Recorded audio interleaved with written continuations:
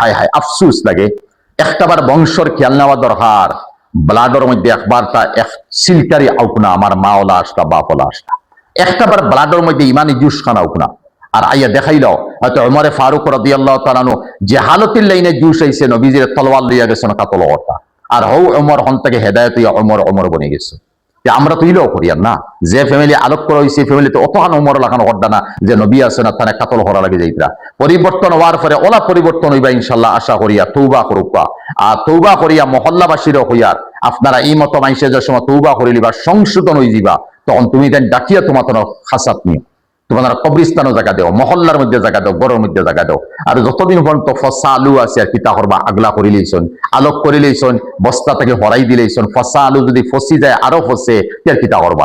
আর ফসা আলু ফসি গেছে আর উপর সাইড খাটিয়া মাঝখান যদি বালা বারোই গেছে তেতে একবার রহমতর কুলো লই দিবা আর এরার লগে বালা ব্যবহার করবা। আশা করি আর এরাও আল্লাহর গেছে তৌবা করবা, গুনাহ থেকে মাফ চাইবা।